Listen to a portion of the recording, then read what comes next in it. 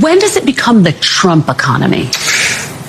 It partially is right now, and I really mean this. I think the good parts are the Trump economy, and the bad parts are the Biden economy, because he's done a terrible job. He did a terrible job on everything. Donald Trump is a weak, pathetic man, pretending that he is strong. He is a wannabe dictator. He is a wannabe macho man. We know, though, that bullies are really just more insecure than anyone, and if you push them, they will fall. And that is exactly what we have seen from Prime Minister Mark Carney, who is standing up to Trump and winning in doing so. And he's not just making Trump look foolish, but he just got Trump to bend to him, admitting defeat to Canada in an interview that we are going to take a look at. But before we do, if I could quickly ask you to leave a like on this video, and if you haven't already, and you enjoy our channel, to hit that subscribe button. It goes a long way, and it really does mean a lot to me. Now, before we get into what Trump had to say about our neighbors to the north, we need to start with what Mark Carney said about Trump most recently. That clearly has him a little defeated. Second call with the president. Did Mr. Trump outright say or insinuate at any point that Canada should become the 51st state? He did not. All right. We've heard Mr. Trump on April 23rd and his surrogates throughout the final days of the campaign reiterate the idea that they believe Canada should become the 51st state. On the campaign trail, you said on multiple occasions that respect for Canada would be one of the key things in terms of having a meeting with him. Do you think over the past few days we have seen respect for Canada from the Trump administration? Look, it's always important to distinguish want from reality. La volonté et la réalité, right? What someone wants and what is reality, and what the Canadian people clearly have stated, virtually without exception, is this will never, ever happen. And if any of the leaders of the party and their representatives would attest to that, I think the votes attest to it, I think the public dialogue attests to it as well.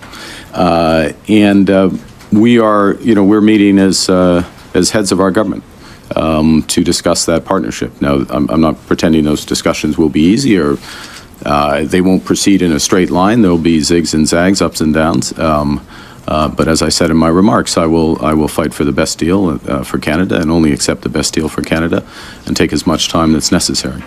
We talked about this on election night after Mark Carney secured enough votes for the Liberal Party to continue his time as Prime Minister in a huge defeat to the Conservatives that was largely fueled by hate for Donald Trump in Canada, which we're seeing in the rest of the world. Then hopefully that continues in America, so liberals and progressives have a big victory like we've seen in Canada or Australia. But yeah, Mark Carney is going to get tough with Trump because he knows you shouldn't bend the knee, and when you do, Trump will just continue to attack you. But Trump clearly is not trying to spin it that way, actually the opposite. And so, before we get to Trump bending the knee to Canada, I want to see his ridiculous spin on the election results. He was running for office. They both hated Trump, and it was the one that hated Trump, I think, the least that won. I actually think the conservative hated me much more than the so-called liberal. He's a pretty liberal guy. But no, yeah, Mark Carney doesn't like you, Donald. It was the conservative candidate who tried to be Canadian Trump who really liked you. Of course, he had to pretend that he didn't because you're such an unpopular figure in the world that merely associating with you anywhere else in the world will cost you an election at a huge scale, as it did for the conservative candidate, the conservative leader who ended up losing his seat in Canada. So I guess thank you, Trump, for being so unpopular that liberals are winning in the rest of the world. But that was Trump's spin. But he didn't put any spin when he was asked about making Canada the 51st state. This endeavor is clearly failing, as we can see right here. You and I talked, and I asked you if you would rule out military force to take Greenland, and you said no, you don't rule out anything. Would you rule out military force to take Canada? Well, I think we're not going to ever get to that point. It could happen. Something could happen with Greenland. I'll be honest. We need that for national and international security. But not with I think Canada? It's highly unlikely. I don't see it with Canada. I just don't see it. I have to be honest with you. Okay, but you don't rule it out for Greenland. And by the way, Canada? They spend less money on military than practically any nation in the world. They pay NATO less than any nation. They think we're subsidized. They think we are going to protect them. And really, we are. But the truth is, they don't carry their full share, and it's unfair to the United States and our taxpayers. But you are not ruling out military force to take Greenland. I don't rule it out. I don't say I'm going to do it, but I don't rule out anything. No, not there. We need that. We need Greenland very badly. Greenland is a very small amount of people, which we'll take care of and we'll cherish them and all of that.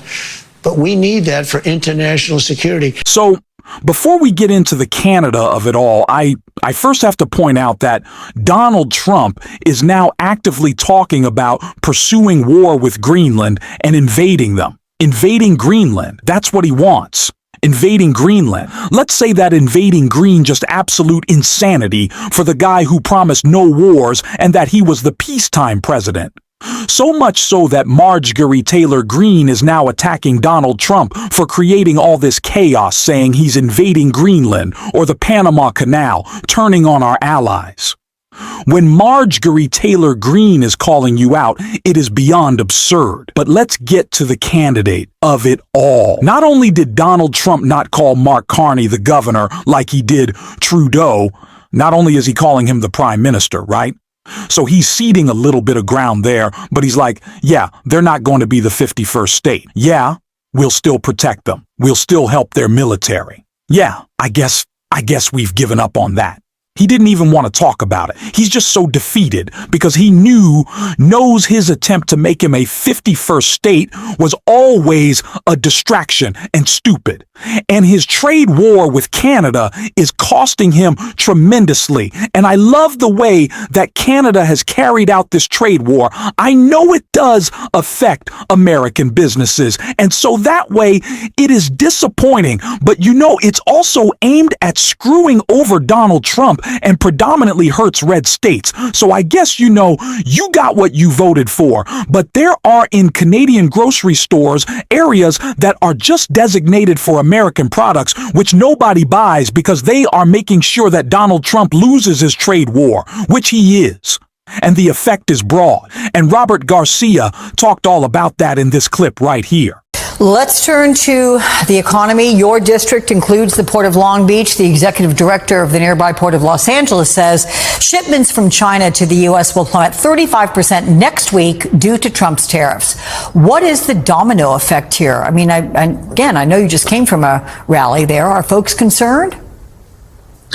I don't think people understand how serious this is. This is a huge blow to the economy and to workers, what's happening right now. Look, I represent the second busiest container seaport in the United States. Los Angeles seaport is the top one. Combined, most of America's goods coming in from Asia are coming into these ports. We are right now seeing historic declines. We're seeing empty cargo containers coming into the United States. We're now seeing over 30% of decline in the amount of imports that are coming in from China. This is catastrophic for workers. What you're going to start seeing in the weeks and months ahead is truckers doing less jobs. It's dock workers having less cargo to unload. And what that means is that consumer is going to have less on the shelves and prices are going to go up. People have to understand that the impact you're not going to feel exactly today, but you are going to feel it in the months ahead. This is going to have a ripple effect on the economy. Every empty container that's coming in is less jobs, less work, less warehousing, less trucking, impacts on the supply chain. This is catastrophic for America's ports. And I tell people, I agree, don't look to just the stock market for the health of the economy. Look at America's ports and trade. And so this is where we are headed. We're incredibly concerned. And these tariffs are going to be a massive tax increase on the American public. Let me ask you quickly, because you went down to that prison in El Salvador trying to secure the release of Kilmer Borrego Garcia. When you have the president saying, yeah, I could bring him back, but I don't want to. Do you hope he's going to get back? What are your expectations? Look, the United States Supreme Court, in a 9-0 decision, has told Donald Trump and his administration that he must return, that he must be brought back. Lower courts have said the same thing. The administration has said they sent him there by mistake. This is a constitutional crisis moment. We cannot allow Donald Trump to cross the red line of not listening and following orders of the Supreme Court. This is not about just Kilmar. Look, this is much bigger than him and his story. This is about the Constitution and whether we're going to actually follow what the Supreme Court says. So we have to demand that Donald Trump bring back Kilmar. That's why I was in El Salvador. That's why others will continue to go and advocate for Donald Trump to follow the Supreme Court and bring him back. All right, California Congressman Robert Garcia, our good friend. We'll see you again soon. Thank you. There is a reason that we are calling this the stupidest trade war in history. And that might be because it's the stupidest trade war in history. It's not even comparable.